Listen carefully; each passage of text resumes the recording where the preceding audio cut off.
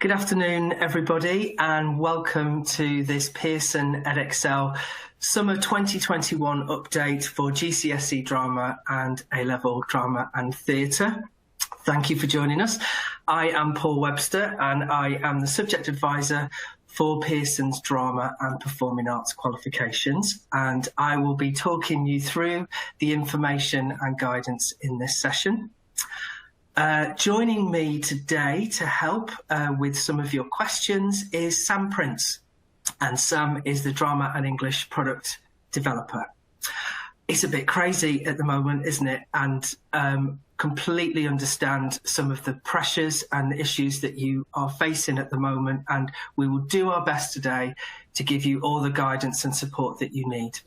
Can I ask now that if you do have a question, can you put it into the Q&A chat box, please? Because this means that everybody else will be able to see the question and the answer that we provide. But maybe don't all fly in at once. If you're able to hold back while we do the presentation, because it may be that a lot of the things that you're concerned about or you need to know about are being covered in the presentation.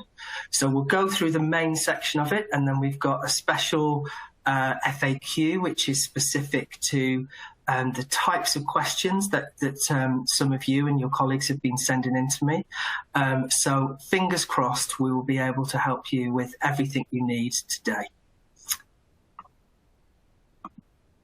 And this is what we are going to be looking at. We're going to look at the key dates and deadlines, the support that we offer, the qualifications that we'll be looking at. We won't be looking at international ones because for us, GCSE and A-Level is the same course that can be taught in the UK and internationally. And then we'll be having a look at the assessment materials that we have got available for you. So let's start with the context of where we are and what you're now being asked to do. Students will receive grades that are awarded and determined by you. And to do this, you will use a basket of evidence to determine the grades, and it can include the following. Answers to the past paper questions that we've provided from 2018, 2019 and 2020. Mock exams for component 3 or mock assessments that you've done for component 1 or component 2 or the actual assessment for component 1. The grades that you awarded for the performances and portfolios if you're able to do those. The grades that you gave students for the component 2 performances. Again, if you completed them, some of you may still be doing those at the moment. And then you can also use any other work that you might have that wasn't assessed but is relevant. So this might be practical workshops, it might be any practical or theoretical explorations of practitioners, any performance work that the students might have done in the 2 years that wasn't assessed, or it might not have been even part of the course, but it could be used if it's relevant to the assessment outcomes of the qualification. So you have to determine the tags, the teacher assessment grades, and your centre need to submit them to us by the 18th of June. And the results days will be slightly earlier this year. It's going to be the 10th of August for A-Level, and it's going to be the 12th of August for GCSE. Here's the timeline that we've been working to. And we are over halfway through that timeline now that you can see. Your centre should be submitting the quality assurance policy tomorrow, which is Friday. And you will be able to submit the tags from the 26th of May. Let's now have a look at the JCQ guidance that's been released. And they've been providing all the guidance in line with the government's decision to make teachers determine the student grades this year. There's a lot of useful guidance on the JCQ website that I'm sure you are aware of, including an assessment record sheet, a head of department checklist, grade descriptors, and lots of other useful information and guidance. But if you don't have these, We've put all the key links from the JCQ website and from the presentation today into a document that is in your delegate download pack in the event. So you can download that at any time during the event today. There's a 3-stage quality assurance process this year. Once centre policies have been submitted tomorrow, there will then be virtual centre visits conducted for those centres in need of further guidance and support. And then there will be random sampling of centres to check the policies in place and how grades are being submitted. Now, you may be aware that on Tuesday, Ofqual released further information on the quality assurance process, which includes the following, which is exam boards will request evidence for at least 1 A-level subject and 2 GCSE subjects, one of which is likely to either be English language or maths. Exam boards will do their best to make sure that a centre will only have to submit evidence to 1 board, but this may not be possible in every case. So in other words, if your centre do qualifications from different exam boards, that it's only going to be one that they'll be working with. Centres that offer only A-levels or only GCSEs will be asked to submit only work for those qualifications.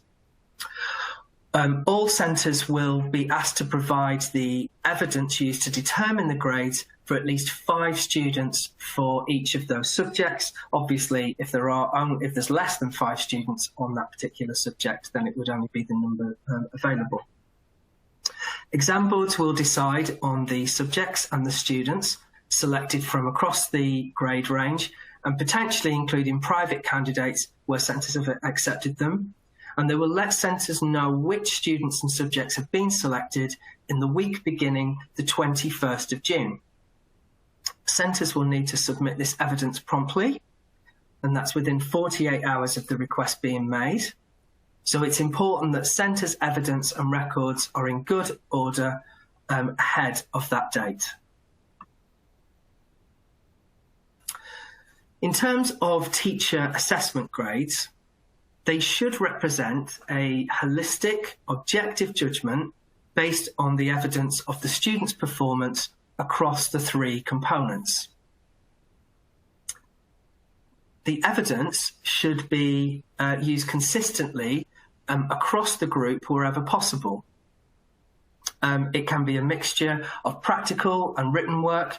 It can be taken from assessed work and from work that hasn't been assessed. We have some good examples of student work linked to the overarching grade descriptors for all 3 components, and I'll direct you to those in a short while if you haven't seen those already.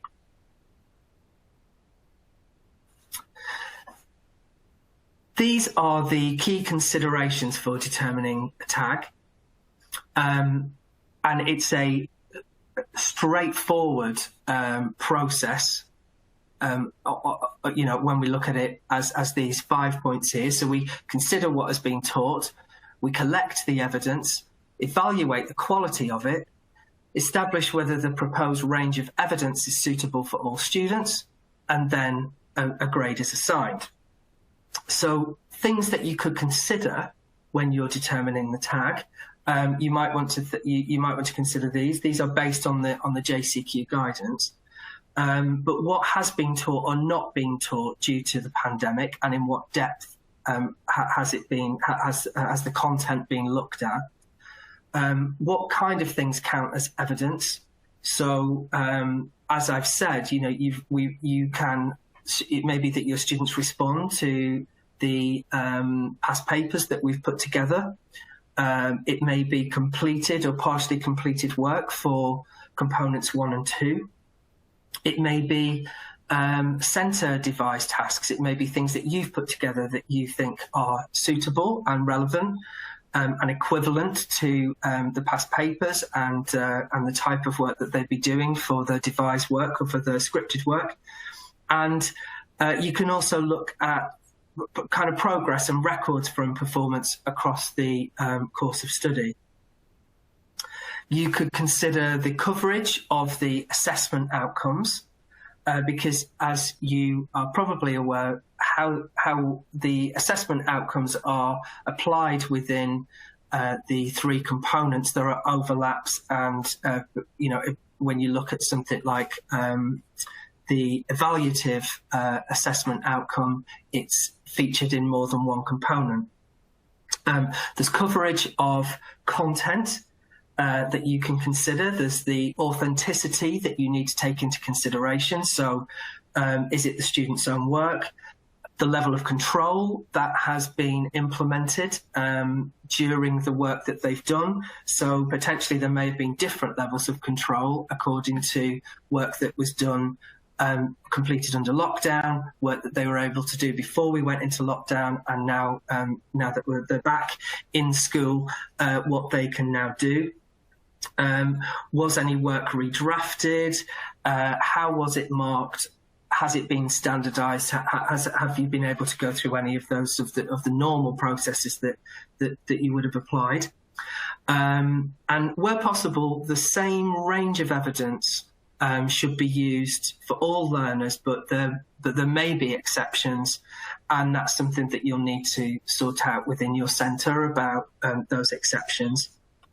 And you're also thinking about the holistic objective evidence of performance on the content taught, the quality of work in relation to the assessment materials, the use of the grade descriptors, and our grading exemplification. So there's quite a lot that you can look at in order to determine what to use.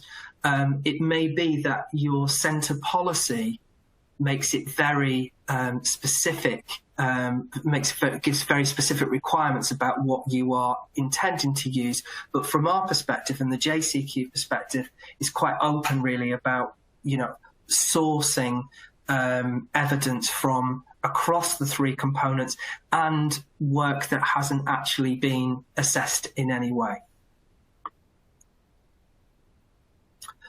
The grade descriptors have been created for GCSE drama and A-level drama and theatre, and these were done by the 4 awarding organisations working together to agree on overarching grade descriptors that can then be applied to the GCSE and A-level in drama.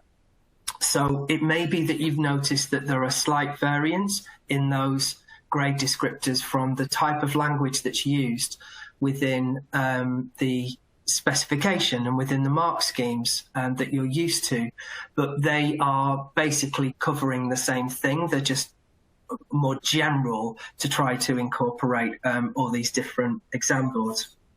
The purpose of these grade descriptors is to describe mid-grade performance. And on the slide, it talks about for A-level that we've got grade descriptors for A, C and E, but when you have a look at the work that we produced, we're covering all the grades from A star to E. And for GCSE, we have grade descriptors 8, 6, 5, 4 and 2, and then 9, 7, 3 and 1 are kind of an amalgamation, and they increase on the level below them, just to say that it's more of the same with more detail, etc. And within our exemplification documents, we have work that meets those grades stated. So we were able to release those on the 19th of June, and the exemplification work, we're using student responses from historical exam scripts, from portfolios and recorded performances to illustrate mid-grade performance in the previous summer series in which the exams took place. So we're taking it from the summer 2019 exam series. We hope that the exemplification that we've given you, you will be able to use to make effective grade judgments. The process for determining teacher assessment grade should be as fair as possible in terms of relying on the evidence that you have. And any data in terms of how previous cohorts of students had grades distributed can be considered after grade judgments have been made. The data is a source of evidence that can help and support the final tag decision. But the main bulk of the evidence is coming from the work that you have from the students and the work that you've done with them. We have produced additional assessment materials. The title you may find slightly misleading because it's not new materials. They are taken from previous papers and mark schemes, etc. So I'll go on to explain a little later on as to why we've done that and why we haven't produced new work, because it was a decision made by JCQ and Ofqual regarding that. So all exam boards are in exactly the same boat. But I will show you on our website where those materials are in a short while. And as I said, they are using papers and mark schemes from 2018, 2019, and from the 2020 exam.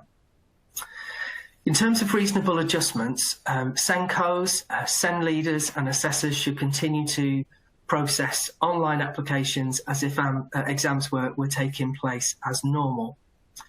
If you need extra support and guidance for your students in terms of reasonable adjustments and the materials we have available for drama, please do let us know. You can contact us through your exams office, or you can contact me, teaching performing arts at pearson.com, or you can contact our drama assessment team, drama.assessment@pearson.com. In terms of appeals this year, we hope that the internal and external quality assurance measures in place will ensure that students are given fair and consistent grades that have been determined objectively. So with that in mind, sharing information with students about the evidence being used to reach their tag grade is important, and hopefully will help avoid issues around transparency and their knowledge of the process. Students will be able to appeal their grade. Firstly, they would ask your centre to check for administrative errors. And then there's also the opportunity for the student to appeal to the exam board. And they would do this via your centre. So your centre would then submit the appeal and provide the evidence used to determine the tag. And then what we would do is we would then consider whether the tag is correct and then make a decision about adjusting the grade, and also check your quality assurance processes about what happened leading up to the submission of the tag and what processes were followed. We are in regular contact with our centres to communicate the latest news via our exams officers' newsletters and bulletins, and we hope that this information is disseminated to our teaching staff. We are also regularly updating our website. There are two main points on our website that I would suggest that you can look at. One is that you go to the qualification page, and which I'll show you in a short while, that there's a specific tab on there for summer 2021 support. But there's also a main source of information on the landing page of the qualification website, which is about all the support that's on offer for all GCSE and A levels. That's got all the links to the JCQ documents. It's got everything. So we hope that you're able to find this on our website, and we're sorry if at any point it can be a bit confusing. If it ever is, then please don't hesitate to get in touch with us, because we'll just show you where it is. We can send stuff to you. As well as the Pearson Qualification website, which is our main one, we also have the Professional Development Academy, which is a new website that we've set up specifically for kind of training and support. It's got information and guidance on grading, on assessment materials, quality assurance, unconscious bias, and much more. And the link is in the downloadable materials pack that you've got in your event today, but also it's on the links that are on our main qualifications website page. And yes, that's what I'm just referring to there with the in terms of the information and support. And Sam has very kindly put the links into the group chat for you to be able to refer to. In terms of supporting students, parents and carers, we have information and guidance on our website, including details of how grades will be determined this year, the support we are providing for centres, a timeline for students, and a feedback form for them if they need further help and support. So let's have a look now at some of the questions that you've been sending in to me recently. Actually, before we do, we'll just have a quick look in the Q&A box to see. There is some in there, Paul. So I've been keeping a little bit eye. Do you want me to read them out to you? Hello, everybody. Sam here. Do you want to read them out, or do you want to carry on and read them out yourself? Let's do that. Let's do tag team. I can be your able assistant. Okay, you ready? Fantastic. Right. The first one came in from Stephen Fry. Not the Stephen Fry. It's got a V instead of a PH, but I'm sure he's just as erudite and lovely. Can we be more flexible this year with the word count of the C1 portfolio? By this year, Stephen, do you mean the students completing in summer 22, i.e. those who are in year 10 or year 12 now, or are you talking about those who are completing the course this summer? I presume that you're talking about the students finishing next year.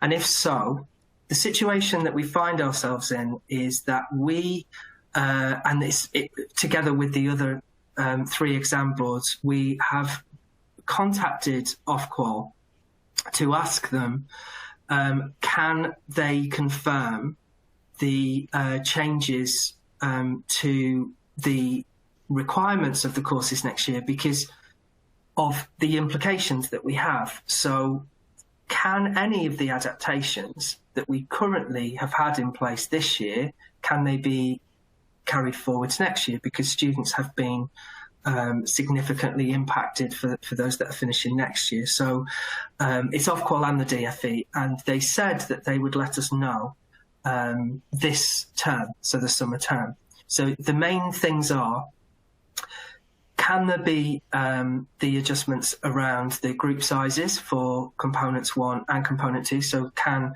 students, would they still be able to do monologues and duologues for component 1? Would they still have to do 2 performances for both GCSE and for A-level?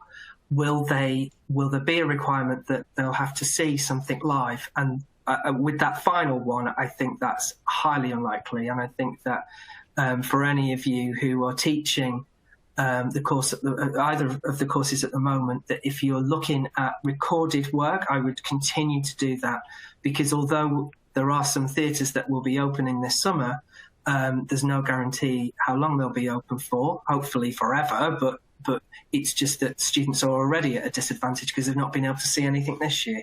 So although it's not official yet, we could say, please continue to use the recorded performances and for the component 3 exam. And in terms of the word count, we will be as flexible as we can be. We hope that there will be some leniency in regards to what DFE and Ofqual say. So hopefully that has answered your question, Stephen. If it is about the students completing this summer, that's something quite different, because obviously you're the one assessing it. And in terms of the tags, there may be other evidence of the students reflecting upon their own learning and evaluating and meeting that particular assessment outcome that hasn't been hasn't been assessed and has been done in other contexts, and you can use all of that evidence. So the basket of evidence becomes a lot bigger and a lot more kind of flexible, really, in terms of the evidence that you can choose to use to determine the tag. So I hope that that's covered every student that you're currently teaching. Okie dokie. Thank you, Paul. The next one's for Joanne McCullough. I hope I've pronounced your surname correctly. It said, do you have any suggestion on weighting? Our core cohort have completed C1 and C2 monologue and C3 section A and B in essay format and C in a practical exploration discussions. We have therefore used section C as a timed presentation as opposed to a written section C, but marked in the same way.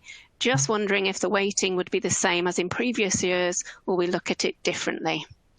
I think that the easiest thing to do is to use the same weightings as you normally would have done, because it's, by the sounds of it, your students have done all the work that they would have normally done. So potentially you could go along with that normal weighting. I would say that that is definitely the most straightforward way to do it. When you look at the assessment outcomes, obviously there are 4 of them as opposed to 3, and that could be the other way that you do it. And because we then divided those assessment outcomes into the 3 components. So 2 ways, I suppose, of doing it, but I would say go with potentially what you're used to doing, rather than try to, worry about trying to do something else. Because there's no requirement to do something else. It's just potentially you have more evidence that you can use for the tag. It's not just the assessed work. It might be other stuff that they've done as well that you could have evidence of. Great stuff. Thank you. Eugene Walker has asked, can you submit different evidence for different students? So it's something that I think I touched upon in the presentation, and it's one of the questions that's going to come up in the FAQ. And it's about trying really to have consistency across the cohort in terms of what is being used. So it may be that some students have a lot more work than other students, and that's, for myriad reasons. And you would then be making the tag decision based on the different amounts. I suppose it'd be interesting to know what it is in particular, Eugene, that you're referring to, because you'd like to think that the students have followed a similar structure, and that when you're now looking at the work, you're able to go, okay, well, they may have done some evaluative work in a class discussion that wasn't actually part of any formal assessment, and we can use that for elements of portfolio coverage or elements of the live theatre evaluation or the analysis of the set text. So I'd say I'd say that different evidence could be used in particular situations, but it's not a blanket overall yes. I'd say that it's within the context of whether you're doing it via units or whether via components, or whether you're doing it via assessment outcomes.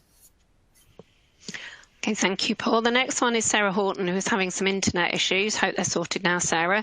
It says she's asking, what date do we need to ensure the bank of evidence for each student is available from in case of being called by the exam board? Oh, okay. So that was something we did cover in the presentation, and it was that it would be the 21st of June.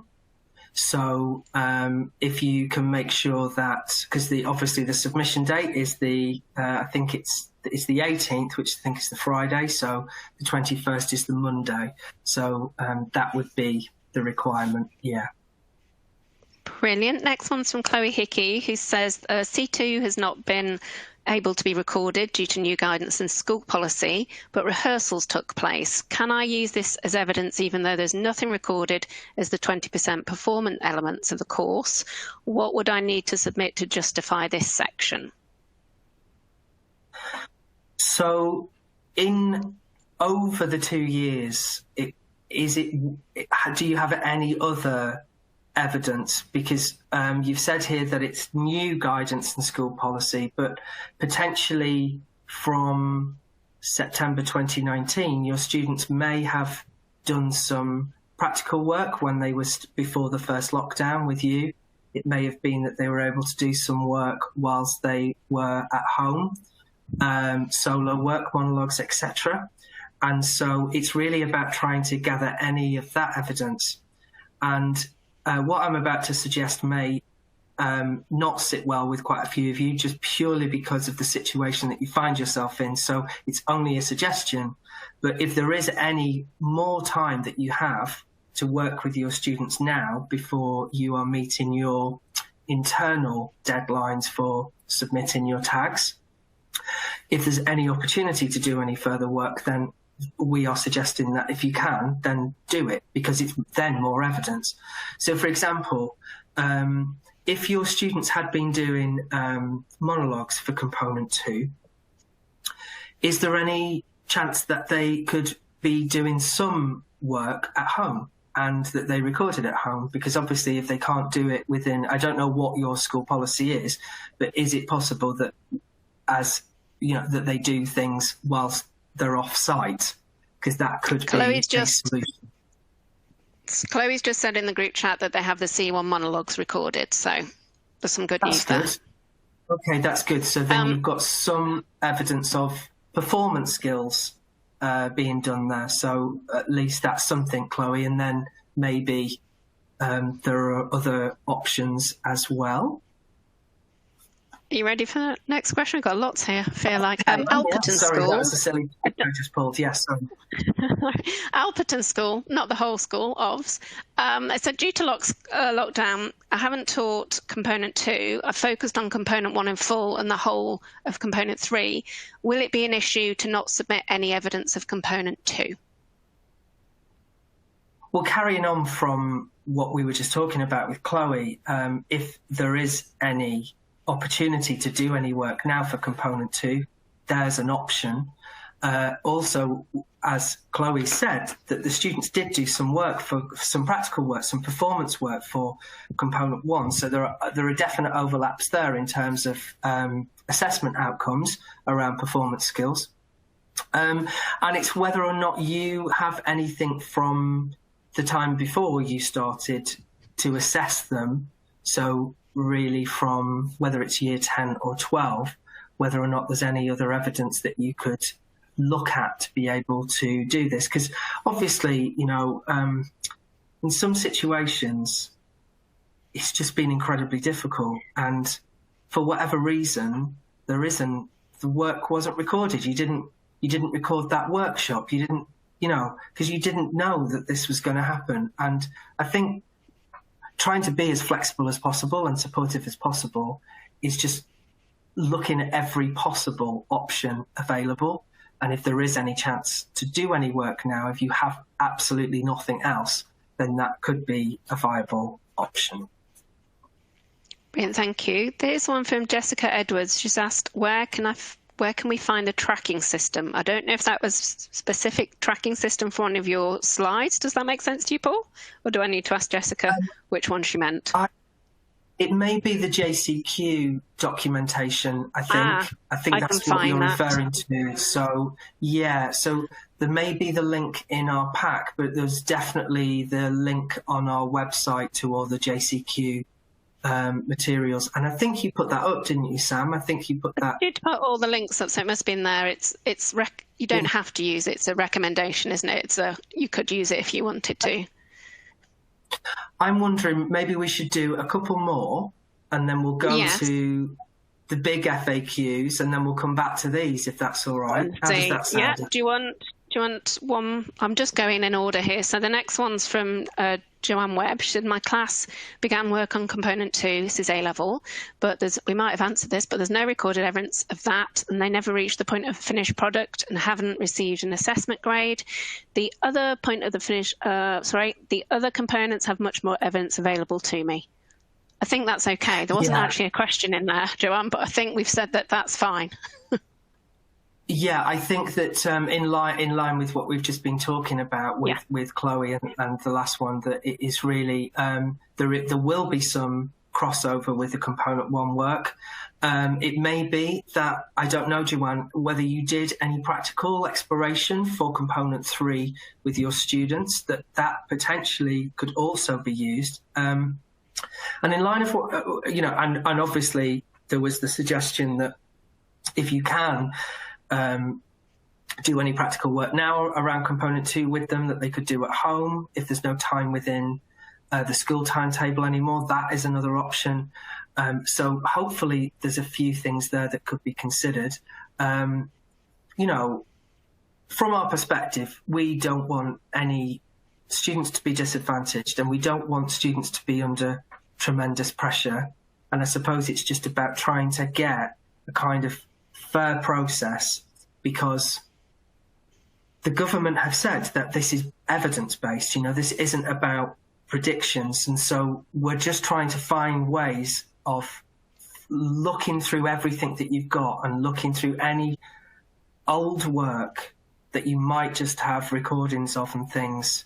Even, and this might sound a bit mad, but there are some centres who did practical students, some of those drama students did practical performances in school productions, like in the first term of in 2019 before lockdown. And so it's things like that as well. They can be used. That's because that is evidence, because if it's about them demonstrating performance skills, then why not? What that can be thrown into the basket of evidence as well, as long as it's relevant. Then everything within reason. So hope that helps. Can I just squeeze in one more, and then I'll do a check of the other ones there, just to see if they do need, if we haven't answered them already. So this one's from Annie Wallace. She said, my students are all doing monologues for C2. Do you know how much that will be times by? I read that as X first of all, and I was like, what? But it's times by, in order to work out the overall raw score. Right. So this could be either GCSE or A-level. So if it was GCSE, it would be out of 24 marks and then you times it by 2, because that's pretty straightforward, because that's just doubling it. But if it's A-level, it was a bit more complicated, because it was 24 marks for the monologue, and then it was 36 marks for the group performance. And I don't have the answer, because I am terrible at maths and I can't remember. So I think we might have to come back to you with that one, Annie. And it's a really good question, actually. And I think if it is A-level that you're doing, I think that there will be others who want to know the answer. So I would say I will find out, and then we can contact you afterwards. If anybody in the group, if any of the other delegates, any other teachers know, oh, it is A-level, okay, fine. If there are any other A-level teachers who know, then please state it. But I presume that none of you do know, so I need to check and then let everybody know. So leave that with me. Thank you, and sorry that I'm not able to answer it straight away. But there is something that we can do, like 24 divided by 36 times 100 or something like that, to be able to get to it. But I am not really not mathematical, even slightly. So I'm sorry, we'll get back to you. Neither am I. It's okay, Paul. Sorry. Okay, I'll check through the rest of them and you can carry on, and I'll keep monitoring. Thank you very much.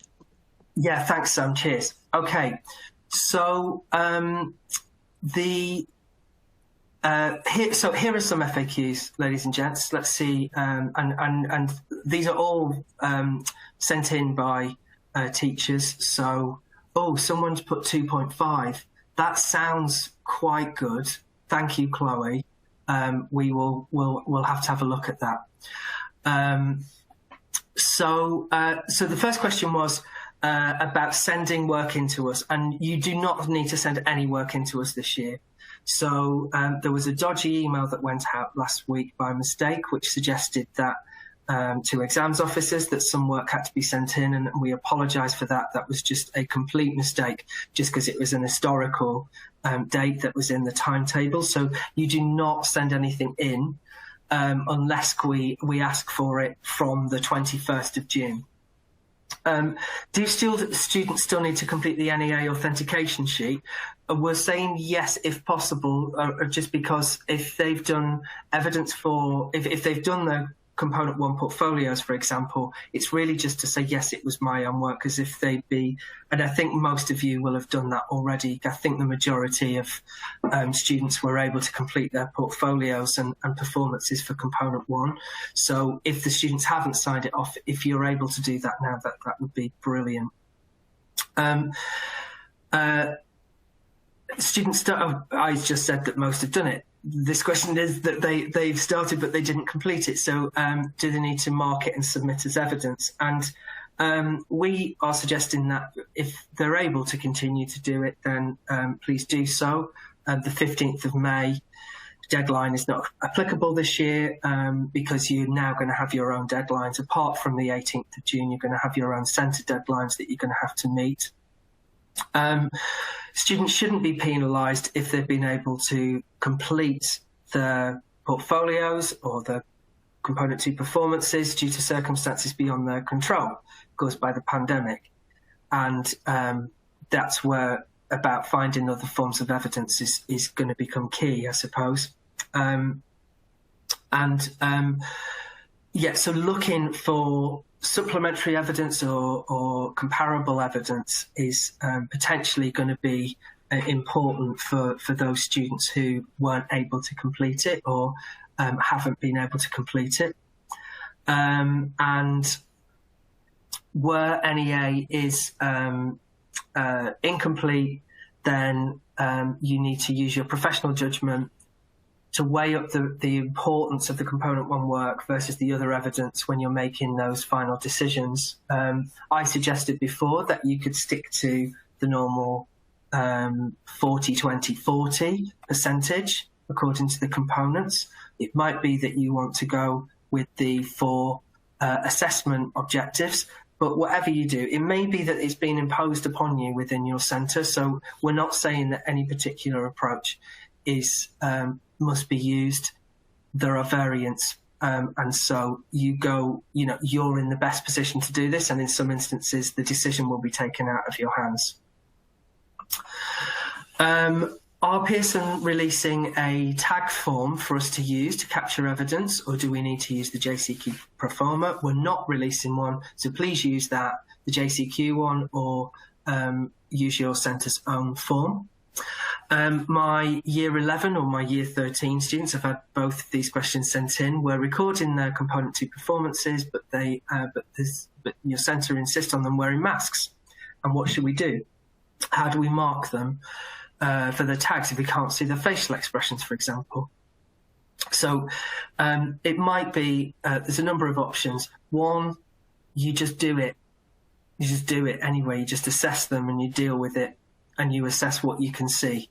And you could use other evidence from other work from component 1, as we were talking before, with some of our colleagues who are going to do that.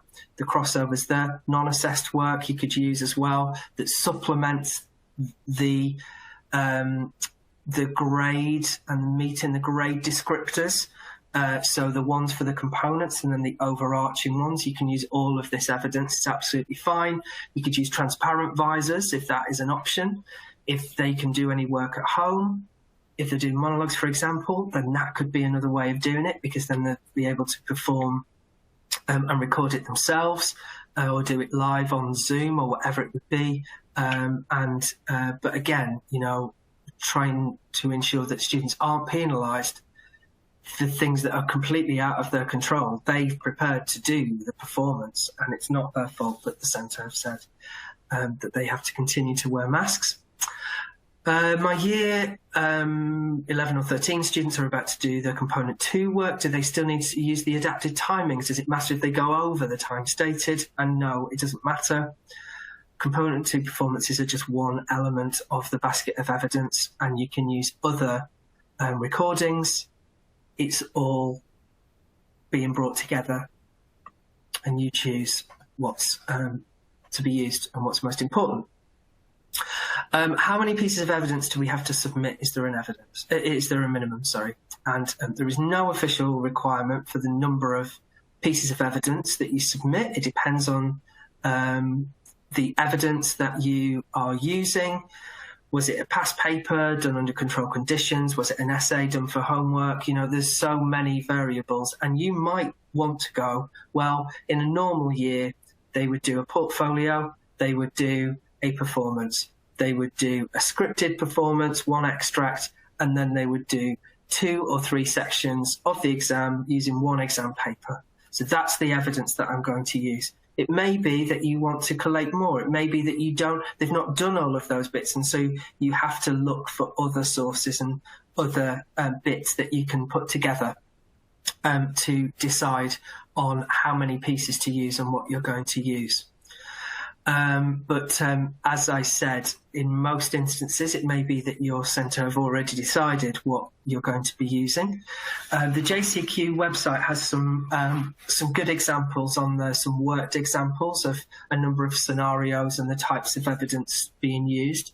I think for drama, I think in comparison with some of the subjects that are like all exam-based, I think it's a bit more straightforward, I feel, anyway. Like, you kind of know what they would normally do, so in terms of the 3 different components, so we can kind of just follow that as a guide. But again, I'm not saying you have to, but it's there as a guide if you want it to be. Is there a minimum requirement of content that needs to be taught to submit a tag?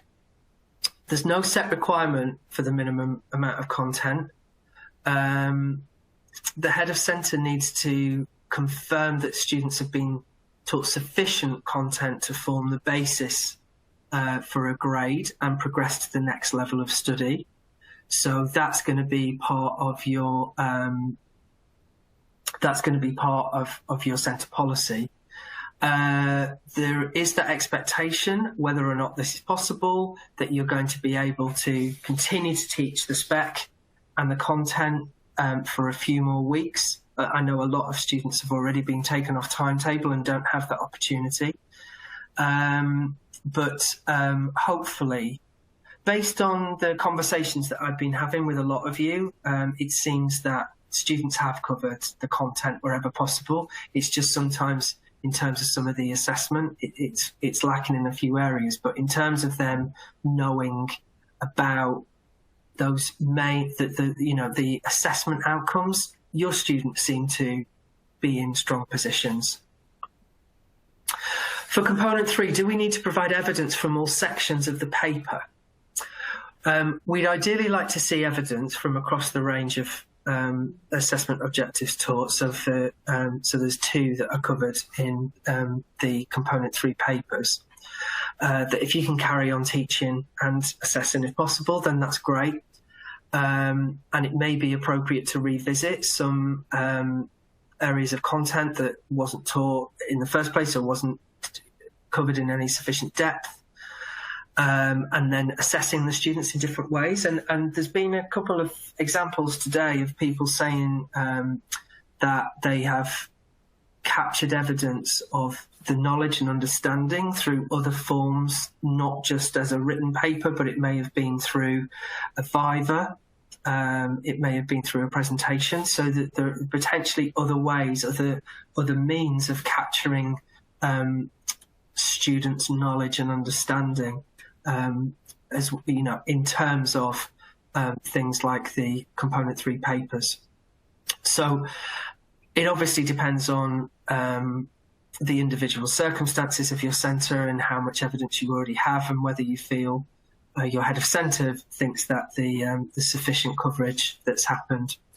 But it's not necessary that for every aspect of the spec to be assessed to arrive at a grade. As I said, there's the use of alternative evidence for to kind of cover that. And evidence can come from mocks, crossovers with assessment objectives. For example, evaluating the work, your own work and the work of others, doesn't just have to come through the assessment of the live theatre evaluation. It can, of course, come through the portfolio, and it may come through other discussions that you had with your students that you recorded or captured somehow. Our students did a mock in year 10 of component 3. We have the marks but no longer have the work. Can we still use it as evidence? If some evidence of students' work is not available, the marks can still be used in determining the final grade. You should submit the actual questions that you used and the along with the marks as evidence. That's one thing that you could consider.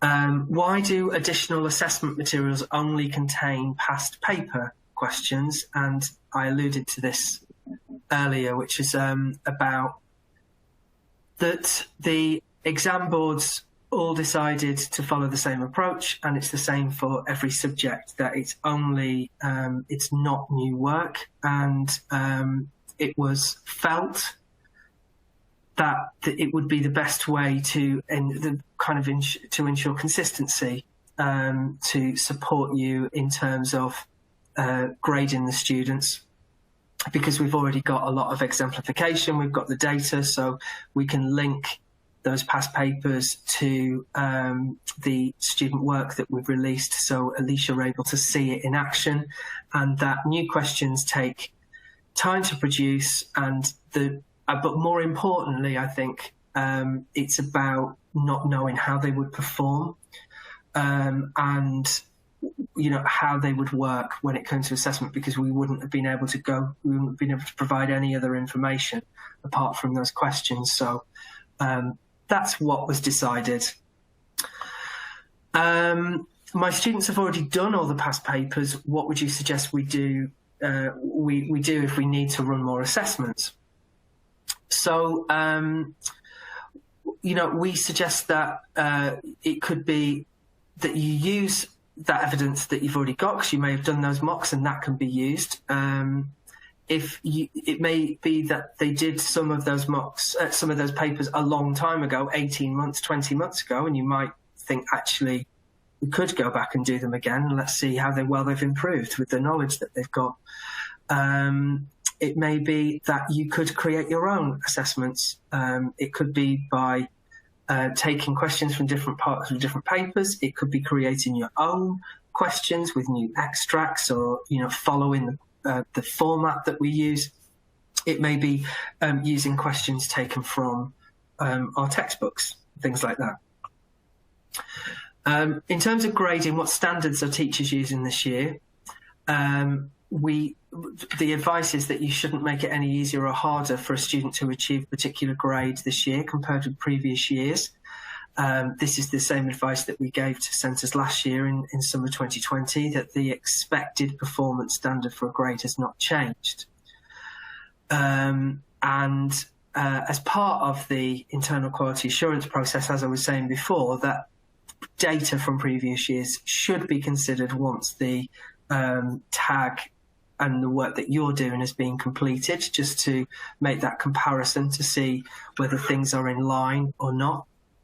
And one thing to consider is that the October-November series had such small numbers of students sit in them that it's not like a typical cohort. So you can use those papers, but in terms of using the grade boundaries, which leads on to this next question, it's potentially a bit dubious.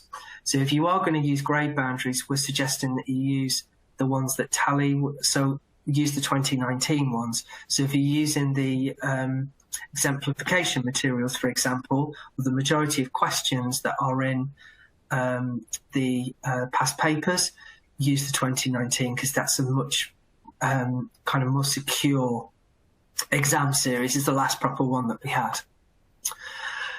How do I account for a student who's improved their grades from one year to the next? Can I still use year 10 mocks or year 12 mocks but award a higher grade? So if a student shows improvement over the course, having produced, for example, grade 5 level work in the first year and grade 6 work thereafter, the student can be awarded a grade 6. The teacher should make it clear the rationale for the grading decisions in the assessment record. There's a template you can use for this on the JCQ website. How do I reach a holistic judgment using grade descriptors? You assign a grade for every student by considering the quality of the work in relation to 1, the grade descriptors, and 2, grade exemplification. That's the most straightforward thing to do. Where evidence is based on a past paper with published notional grade boundaries, these can be used to help give you confidence in the grade that has been assigned. As I've said before, there are lots of other considerations to take to consider. But one thing is, as an example, a student displays many characteristics of grade 6, some characteristics of grade 5, and a single characteristic of grade 4. So a grade 5 or 6 would be appropriate. Since there are more grade 6 characteristics, settling on a grade 6 is likely to be the most appropriate. But the grades are on your holistic judgment. So very quickly before we go back to the questions, there are on our website we have got if you go onto the qualification webpage for A-level drama and theatre or for GCSE drama, you'll see the tabs at the top, and the top right one is Summer 2021 support. If you click that one, that will then give you an overview of you don't need to submit anything this year, all exams are cancelled statement. And then on the right-hand side, there is an overview, and then there's the links to all the documents we've been talking about. So the exemplification documents, the past papers, the grade, descriptors, etc. And this is what it will look like. This is the one for GCSE. So what you've got there, you've got the section A and the section B questions, you've got the mark schemes, you've got the exemplification documents, which is for all 3 components, and you've got lots of other guidance there as well. So hopefully you'll find that useful. Sam, shall we go back to the questions? Yes, indeed. Let's do it. Okay, I have been going through and just checking people are okay. Eugene Walker asked a rather cryptic one. I think it might have been about a specific slide, but this might make more sense to you, Paul. It says, do you adjust that grade? I don't know if Eugene wants to. Does that make sense? Yeah, I think when this came up, this was about the appeals. And this was about, would we, I presume it was, Eugene, forgive me if I'm wrong, but I think what you're saying is, if a student put an appeal in and we asked you for the evidence and then we thought actually it should change the grade, we would then say this is the grade that we think it should be. So I hope that answers your question. Maybe your question is, would it change for the whole cohort? And I don't think it would. As it currently stands, I think that the appeal is it's discrete to a student. It's not a cohort. So I may be wrong on that, but according to all the guidance, it looks like at the moment it's student by student. So I hope that helps. Brilliant, thank you. Claire Hooper has asked, how closely do we need to stick to the component percentages when determining a grade?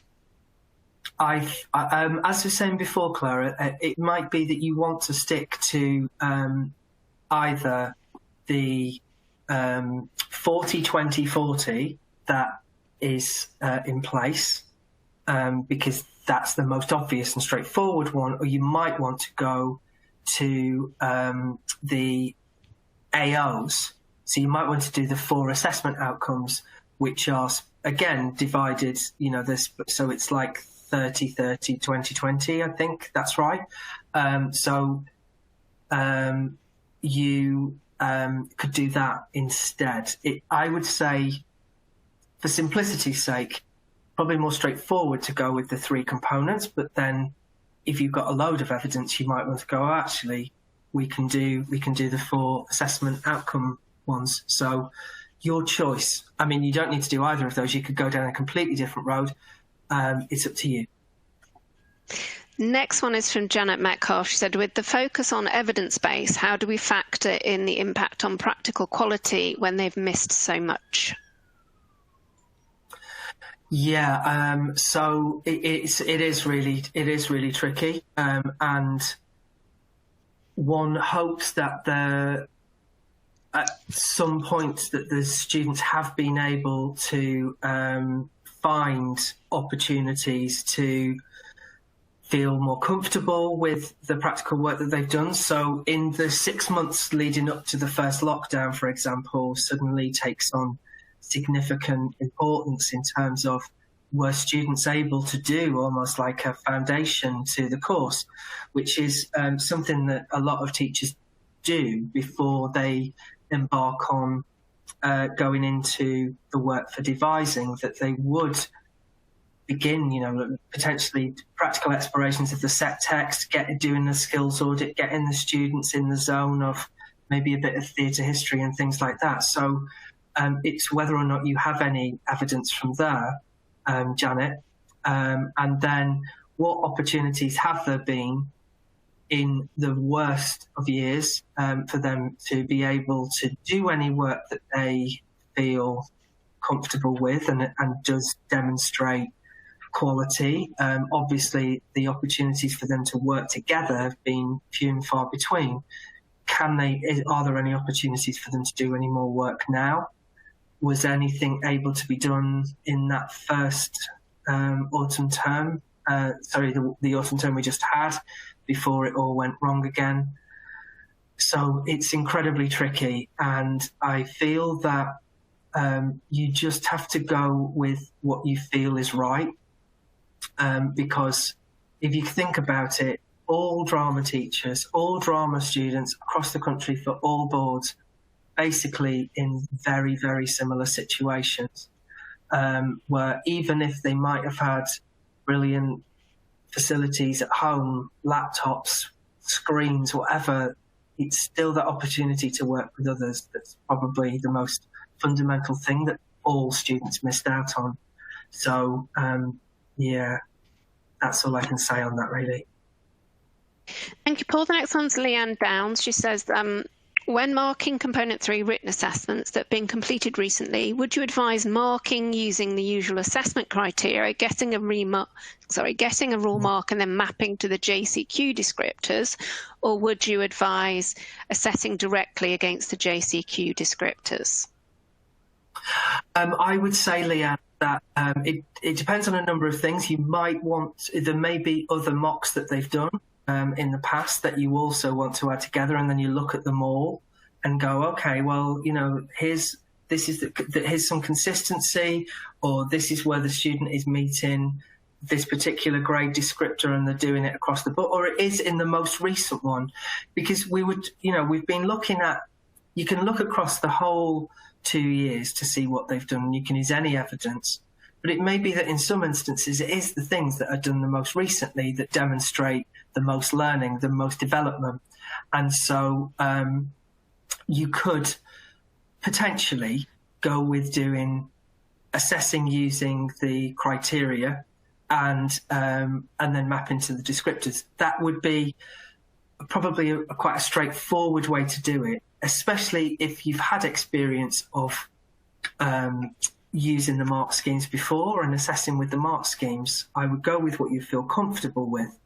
But there is also that option that you don't, and then you just go, well, look, this is what we're working with. These are the new descriptors that we've got, and we can look at more than one piece if we want to. So I would go with really what you feel comfortable with, I'd say. Slightly the same one, and it might be you just say refer to my previous answer, but I'll just read it out just in case. This is from Molly Pierce. She says, on the weightings for GCSE, obviously written work has a higher weighting. How would you marry this up with the grade descriptors? For example, fitting the grade 2 descriptor performance, but a grade 8 descriptor for their written. That seems quite a disparity between what they're getting for performance and what they're getting for written work. I'm not sure whether that is, you're using that as an example of something quite crazy, Molly, or whether you do have students who are in that position. But if so, I mean, you are, I mean, it might be that you're thinking that because there isn't any evidence of practical work. And so my advice on that is, if there's any possibility of being able to get that student up to the higher grades, because it would just seem really unfair if they, were unable to meet that higher grade, especially when that's for the written work. So I would say those overarching grade descriptors can be used without using the individual ones. I mean, there are a number of different approaches to this. And I would really say that it depends on what evidence you have. Do you have loads of it? And would it be easier to just look at it all together in that way? Do you want to separate it all out so you feel more confident with it in that way? What are your centre telling you to do about, are they saying that you need a particular amount of work that they you need to provide as evidence? So I'm not sure whether that actually answers your question. It's just that it does seem like quite a disparate example of the student doing so badly in one area and so well in another, especially when usually it's the other way around. But if you want to say any more, Molly, please do. Next one is for Hannah Reid. There's I know we're at time, we've gone over time, but there's quite a lot of questions, so we'll carry on answering those. Sure. If it's being recorded, so if people do need to drop off, that's perfectly acceptable. The next one's from Hannah Reid. I think I know the answer, but I thought it might be useful just to have it out in the open, so to speak. So I've recorded some of my performances outside, Hannah says. Is that okay? I'm thinking, yes, that's fine. Paul. Yeah, lovely. Site specific. Yeah, great. An easy one there. Charmaine Clark has asked, also, I'm not quite sure what that was relating to, Charmaine. This comes up where it doesn't link things. So, Charmaine, if there was a specific question about the devised work being recorded, then let me know. I'm going to jump to Jane Bunclark. Says, we've got recordings of devised monologues from the dress rehearsals and scripted monologues recorded on the student laptops at home. Is the mantra performance not potential, or can we make allowance for, I'm trying to read this off a really small screen, allowance for the unfinished nature of both performances in our grading? Well, I feel, yeah, I mean, I said this before, and it is about evidence and it's not about potential. And we just have to be really careful on this. But, you know, you've said that they've got the dress rehearsal, so they must have been, you know, doing all right by that stage, Jane.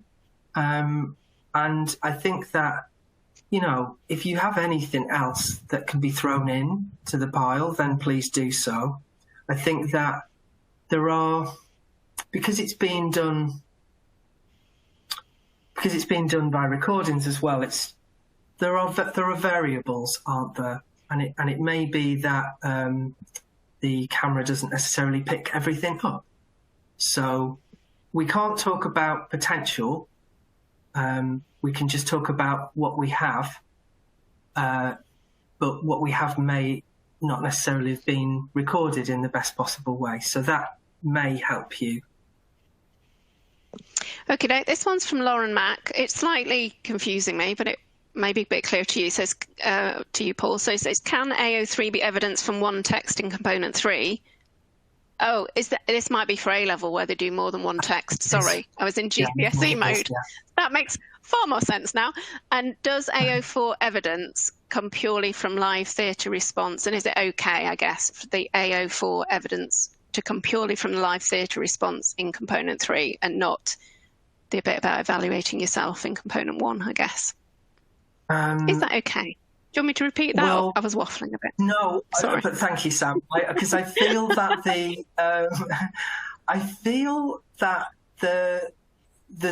there are things going on here that we're not sure about, because if they only did one of the two texts, it's quite, you know, for A level, there's one text where you're just looking at the text, but then the other one you're also looking at the practitioner as well. And so I would say it would depend on which one. And is there any other evidence of things that they were doing for that other text that they've not been assessed on in this context? And then the question about can it purely come from the live theatre, I think for them not to have the portfolio is quite a significant thing, because the portfolio is like 75% of component 1. So I'd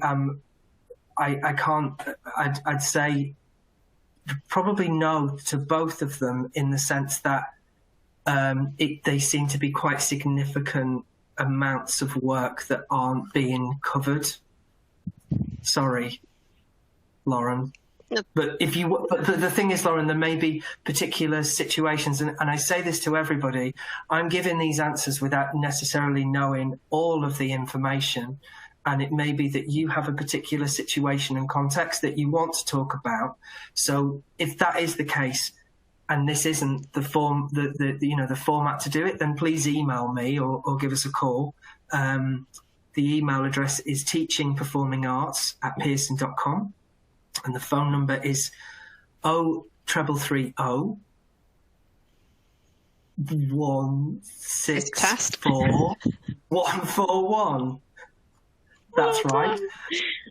Thank you. Well done, you. Let's do the next one. Next one, Julie. I'm going to go with Stotsbury. Hope I've said that right, your surname, Julie. She said, we have a 3-year GCSE. Can I use anything recording lessons / shows from year 9? If it's relevant and it works, Julie, then you can use it. Bing bang, Joanne. Yeah? Yeah. Excellent. Joanna's just, sorry, me again. No worries, Joanne. We did a group performance that we submitted as a duologue because we only had 2 candidates. Could we mark it as a duologue and mark it as a group performance to get the marks? So that sounds like the section A, section B of component 2 of A level, and using the same thing twice. I mean, what you could do, Joanna, is just, because this year, obviously, students just did, well, they were going to just do one performance for A level. So if it's easier for you, like, we looked in the, we tried to do the working out before to say that if you did, you do like a 2.5, you times 24 marks by 2.5 to get the equivalence of the 36.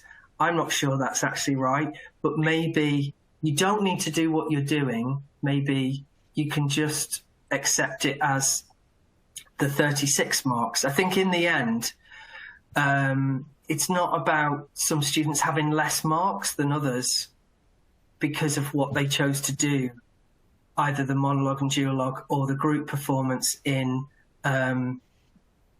component 2. That you decide in your centre. I'll just give them all the same amount of marks. Like I'll mark them all out of 36, or I'll mark them all out of 30, because that's just going to be the easiest thing to do. You've said you've no problem. You understand. Fantastic. Thank you. I'm just backing up a bit. Samantha Taylor was asking, can you confirm that a completed C1 and C2 with a C3 exam equal to 34 out of 60 will suffice? This would be over 80% of the course, but just want to be sure. Because you did a follow-up, so I was just checking. That was GCSE. She was just worried that a C3 section is missing, if that would be an issue. Well, as we said in this guidance today, that really coverage of the assessment objectives and coverage across the content should be done as much as possible. And that if students are missing out elements of the written exam, that it may be okay if there is supplementary evidence, and it's just with the larger marked questions, they do hold more sway and they are more significant. And so there may be other things that you've got where students are demonstrating that knowledge and understanding. So one of the suggestions before was about the verbal discussion, the viva, etc. So I would suggest that it's just trying to get as much as possible. You know, in the presentation, we did say that not everything has to be covered, but really, if there is the opportunity to do so, then please do. I'm hoping that also covers Stacey's point on the group chat, was asking, like, is it okay not to do live theatre review and submit just question AI, BI, too many dotty I's, for mock evidence. So Stacey, I hope Paul's answer just did answer your question. Pop in the chat if you're still here, if it doesn't, or if you've already gone, email Paul if it isn't, or get in contact with Paul. Leslie Alsop has asked Paul, I think this one is cropping up and perhaps just needs some clarification again. Does it matter if their portfolios are over the word count? No, it doesn't, no. We're saying no.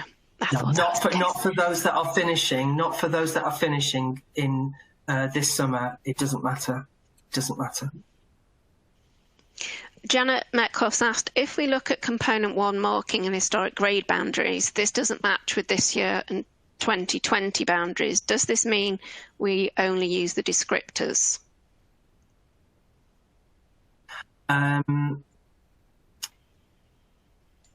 If we look at component 1 marking and historic grade boundaries, this doesn't match with this year and so it wouldn't fit with the 2020 boundaries were only on component 3, so they shouldn't be used if you're doing component 1.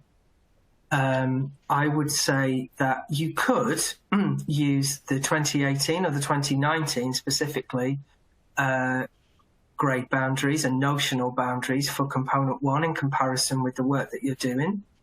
But you don't have to. You can just go with the grade descriptors. I mean, again, I would speak to your head of centre or whoever it is who's giving you the guidance on what evidence you should be using, how the evidence is used, and what you should be using to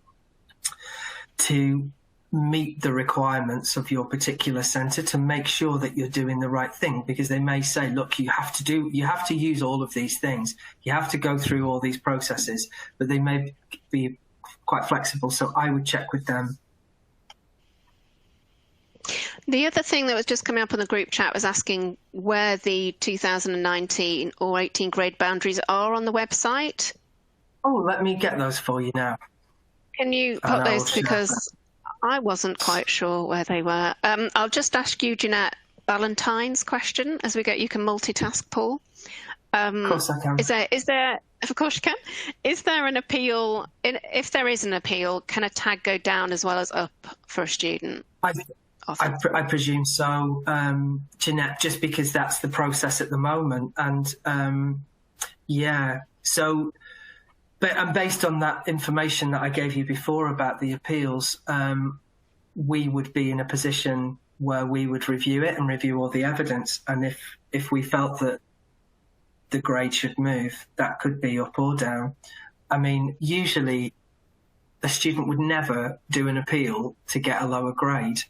And so I think what we need to do via JCQ is ensure that that is clarified to say, for instance, if a student were to appeal their grade and it came through to the exam board, that would it stay the same, or potentially could it, if we said no, there's no evidence that it should go up, it would just stay the same. We wouldn't necessarily put it down. So I know that in usual times that there is that risk, especially for with the group work, that they can all be shifted. So I actually don't know, and we need to find out about that, because that is a significant thing. So we can raise that. Because that's going to affect all students on all subjects for both GCSE and A-level across all the boards. So thank you, and we will ask the JCQ to sort that out. I've put the grade descriptors in the group chat. So if you scroll down that and go to like GCSE 2019, Vivian is reading my mind. So if you scroll down the page and you see where it says download grade boundaries, and then you select GCSE, and then scroll down again, what should come up is it will say results for grade boundaries, then it will be November 2020, then November 2019, then June 2019. So in the June 2019, you've got the notional grade boundaries, which are the 3 components, and then the grade boundaries, the second document is then the overall grade boundary. So the same is there for A-level as well. So hopefully that answers your question, Vivian. Brilliant. Joanne Webb was just checking, can she use marks from a dress rehearsal? We've said that's perfectly fine, isn't it? Absolutely. Yeah, absolutely fine.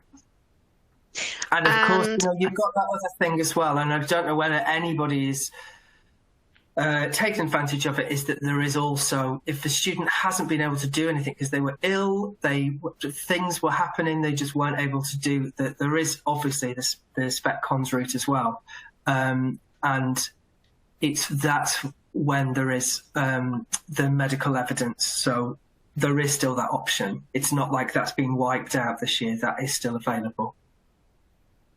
Anthony Bennett has just said that he's read in the guidance that marks can go up as well as down. So perhaps you could check that and put something out on your bulletins when you've followed that up and just double checked. Is that okay? Rhiannon Fox has said that is fine. Hold on. I have a C1 and a section A of C3 GCSE, all the assessment, all the AO's assessment objectives covered, and 70% of the final grade. Is that okay?